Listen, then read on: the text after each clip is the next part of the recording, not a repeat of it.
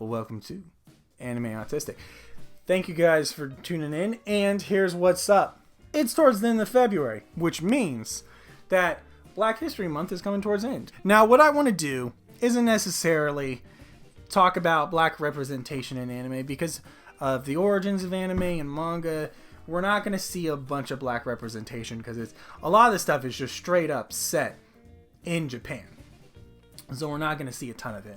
What I rather wanted to talk about was kind of almost debate this quote from RZA. If you don't know who RZA is, he was kind of the engineer, kind of the head man behind the Wu-Tang Clan, the rap group from the 90s. They're pretty big, not just in terms of popularity, but the actual number of members. Way too many members, in my opinion. There was talented guys. There's Method Man. There was RZA. There was Inspector Deck. There was Raekwon. There's plenty of guys, but then there's also just like some guys that were just there. I have never heard a song by Ghostface Killah, is what I'm trying to say. But RZA had this quote, and he was talking about the Dragon Ball franchise, and he said that Goku's story is the story of the black man in America, which in the 90s, that might have been the most true at that time, at that term. I want to talk about Naruto. So the reason I want to talk about Naruto is not necessarily... it is partially Naruto the character, but it's mostly the story of Naruto and really what that story represents and why it's actually poignant in society and culture, that kind of thing. Because you can say whatever you want about Naruto, there is this one fact that does make it, to me, really stand out as a good, at least the theme. This theme is really good in Naruto. Basically being the outsider. I think that's something that a lot of people kind of overlook, forget about the story, even though it's super prevalent in the story. They forget that Naruto's not really accepted by a lot of people. Now, he starts to grow and gain friends and all that, but initially, and here's why I also relate, if you haven't noticed, the channel name, Anime Autistic, yeah, I do have an autism. It's Asperger's, same thing Bill Gates and Mark Zuckerberg have, and, I look at it, this is a trait. It's just something there's that thing about me. Does it make me different? I do kind of feel like yes. Does it make me unique? Yeah, I do feel that way. And there's a reason for that, and I want to get really into that. But that's kind of how I relate to. And I kind of looked at a lot of Naruto kind of through that lens. And that's just the lens that I look through life. I can't not have, an autism. Just saying the same way as if you're born a minority, because I don't even feel like this is necessarily the story of like the black man in America. I feel like this kind of matches a lot of minorities of just born away. It's not like it was up to you. It wasn't by choice. It was just by birth. This is what was going on. It's been there since you were born. And some people choose to not like that. In Naruto's case, it was that demon fox or fox spirit or whatever you really want to call the nine-tailed fox. It was that sealed inside of him, and people did not trust or like Naruto based off of just that fact. They were scared of him. Now, how could a young black man relate to that? Someone just looking at them and judging them and being a little afraid. I don't know. So yeah, that's kind of why I'm like, it really does do a good job of highlighting that kind of prejudicial idea or that mindset that are in people around you. And it's a story to combat that, which I love. Because what does Naruto do with that? He decides to get control of it, change people's perception about them. He decides that, hey, you know what? I want to utilize this thing that makes me different, this thing that people were initially afraid of. I want to utilize it. He uses it to make him stronger, more noticeable, so he stands out. He becomes unique. He becomes important. He does all of that. The story goes on, and yes, a lot of that's kind of in the tail end of the story. Once we get into the war arc, that's when Naruto really gets a control of his chakra, but, you know, or the nine-tailed chakra, and he starts to really utilize it. That's what you're supposed to do when you have something unique or different about you. You don't hide it in shame. You don't make it, you don't have it let you feel uncomfortable. It's not something you're supposed to be, you know, burdened with, or like, you know, I wish people didn't look at me this way. I wish people didn't look at me that way. Let people look at you the way you want. You be like the most badass person you can be. And that's what Naruto chose to do. And that's why I love this theme and why I'm excited to talk about this, why I really wanted to talk about this. I talked to a few of my friends that are anime fans that are also happen to be black, and they're all like, yeah, I love the idea too. Go ahead, you should definitely make that. You should talk about more things that's like race, culture, society. And that's kind of what I want to do with this. I want to talk about ways that anime, because it is a straight up wonderful art form, relates to us and our culture, society, psychology, all kind of things. Philosophically wise, theologies. Like, I love talking about that stuff because it's one of the things that I feel separates anime from a lot of other things. Now, there are plenty of other things that do that. There are plenty of shows that do that, plenty of movies that do that. But, you know, anime does it in a very interesting way. Like, this story about Naruto, yes, it's just an action fantasy. But it has this theme in it, too. So Naruto, you know, just like everyone should, uses this difference to make himself stand out, powerful in the world. Which one, just on its own, is an inspiring thing. But it's not like Naruto's the only one to do that. And this is why I say, if you look at the video, Naruto, most prevalent character to minority kids. Or something like that is going to be the title of the video. And that's because I feel like Naruto hammers that home and makes it really good. And it's because he has to work for it really hard. I'll talk about a few other like shonen, or maybe, you know, here's like the big shonen. And, you know, this is why I feel Naruto, for if you're growing up a little bit different, especially if you're like not only a minority, you're watching anime and you're nerdy, you're going to stand out. You're kind of, I mean, I don't think you're going to get picked on because of that. A lot of kids watch anime now, which is awesome. Not as many did when I was a kid. I'm glad that it's becoming more mainstream. I'm glad, you know, everybody's saying that too. I'm glad it's becoming more mainstream, but I actually am. Because I think anime has a lot of great stuff in it. Since Riza talked about Goku, let's talk about Goku. Now, Goku is a good representation. He's a good way you can say there is that parallel there. You know, he's foreign to the land. He doesn't, but you know, you don't really know that. He was born here, you know, or wasn't born here, but he was an infant here. He grew up here. But yeah, he's foreign to the land. There's a strange thing about him. He doesn't know why. I mean, he's got a tail, but then again, there's talking freaking cats in the Dragon Ball franchise. Like, Goku doesn't stand out. And like, when does Goku become super strong? It's when he just rages out and loses all control. That's when he awakened Super Saiyan. To me, that's not as powerful of a story. He didn't even control his power. He just got real pissed off his buddy died. So that's kind of why I feel like Goku's not really the best example we could have. You know, we could talk about, you know, two of the other big three. Luffy, I really don't feel like he particularly... for that reason, I'm not going to say he's like a bad character, but for the reason I'm talking about, that kind of parallel, for being a minority or being someone that really stands out in society.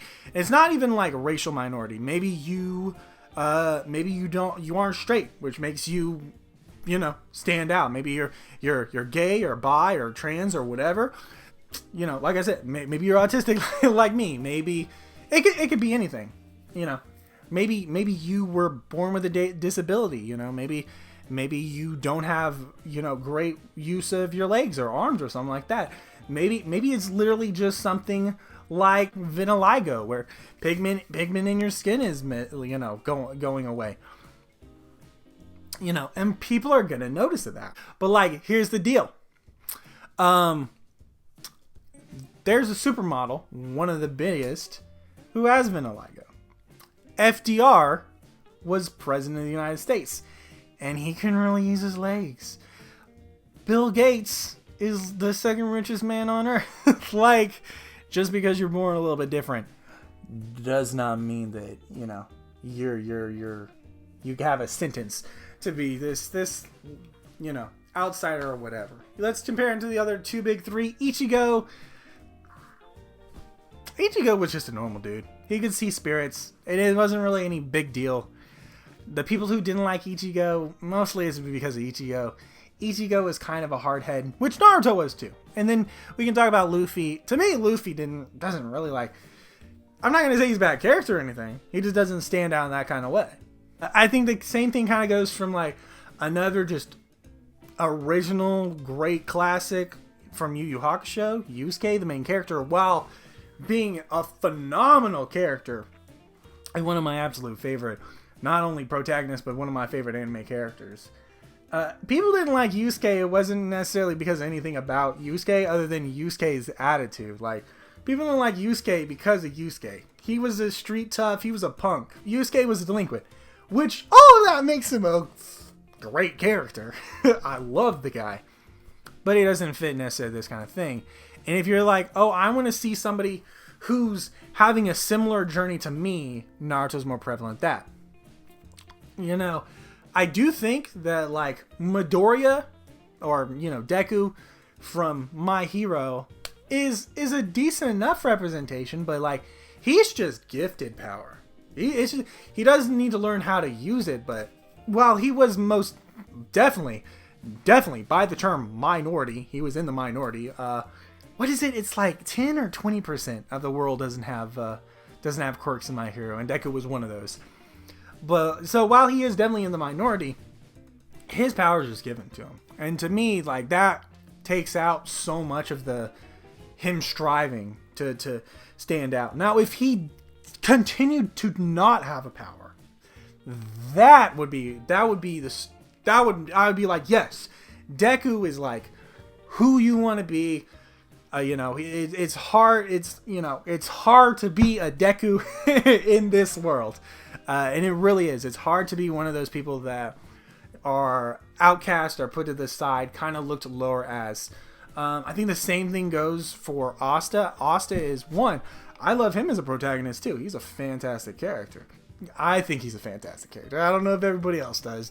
You can comment on this video if you want. Be like, Asta's a trash character. You're welcome to your opinion, but I think Asta's really good too. The thing is that Asta, though, like, he's from the very bottom. Like, he's not only a commoner, he's a straight up just peasant. Like, he comes from a really poor town. And while I love the kind of social aspect of that in Black Clover, of the nobility and the mana storage, you know, and Yuno and Asta being from common birth, you know, makes them really, you know, very interesting to follow because they're totally changed. They change a lot of people's perception. And then some people like Fagolion doesn't even have that, which I'm like, oh, I want Fagolion to be the freaking king of the nation. Like, he would be, he'd be so good as the Clover King. And I want to see that at the end. I want to see that. I want that to be at the end of the story. I want Fugolion to be. But anyway, unimportant. I feel like for Asta, that's not always the place. Just because you're a minority or you're born a little different does not mean you have the lowest social standing. You're not, you know, it doesn't mean you're at the very bottom. All that it means is that, you know, you're different. Now, sometimes that is the case. And if that's the case, you know, if you do feel like you were born in a low social standing or whatever, and you're watching Black Clover and you're like, I want to see him climb to the top. I want to see him climb top. I feel like Naruto does that to a degree as well. But yeah, Black Clover might be more up your alley. But I'm saying as a generality thing, like if you're born kind of as one of those people different or a minority or, you know, whatever, I want to really kind of say, you know, this isn't specifically just for Black History Month, but I feel like that's just such a prevalent thing in this day and age, is this idea of it, or not an idea. I just feel like that's like real prevalent nowadays of like, let's have stories that are inspirational. And there are plenty of Black heroes, but there's also a story that if you're a minority, you can get behind it. And that's Naruto. Like, if you, maybe you know a kid and they feel like they're getting left out or whatever, and maybe they feel like it's because of something about them, like their race, or maybe they do have a learning disability, maybe they have a physical disability or something like that. Like, Naruto's a great show for that. That's kind of what I'm trying to say. And that's just why I feel like it's relevant. Like, that kind of show needs to continue to be made. And like I said, Black Clover and My Hero Academia are kind of doing that. I feel like My Hero Academia is doing a little bit less than Black Clover is, but they're still doing it for sure. And this is my opinion. I haven't seen like all the anime out there. I don't know every single anime. It's not like I'm like, you know what, yeah, Naruto. For the big titles, what I'm saying is like Naruto is such a great example. And I just wanted to highlight Naruto for this. There's a lot of shows out there. The other shows that I talk about are pretty good for this too. Other than those, I don't have like a ton off the top of my head. I'm like, yeah, you should watch this. Yusuke is a great character. Yu Hakusho is a great character. So if you want to watch a show that does like kind of make you feel like, hey, I want to change people's perception about me, or because Yusuke lives his life the way he wants to live his life. So yeah, like if that's what the type of story you want to do, or you want to introduce somebody to that type of story, Yu Hakusho's there for it. My Hero Academia, I already talked about that. Same dealio. Like, yes, if someone feels like they're in the big minority and they were just given a single chance to do something big, My Hero's great for that. My only problem is like he's gifted the power. And then, like I said, if you feel like someone has this feel where they feel like they're lower than everyone else, Black Clover is there for it as well. And then, yeah, there's always Dragon Ball Z too. You can always watch that. I'm personally just going off of what I know. I really like making these videos about kind of how anime is relevant, how it's important, how it's the themes that are in it. The themes that are in anime like are big. And so let me know what you think about this. Did you like it? Do you think it's good? If you did, make sure to give it a thumbs up, give it a like, subscribe for more interesting hot takes, if you even want to call that. Go ahead, hit that subscribe button. Or if you just like me, you want to see me smile, go ahead. Thank you guys for listening to me about just this whole thing. I guess what I was trying to hammer home is don't let people make it seem like you're any less than because you're a little different. Just be the best you can be.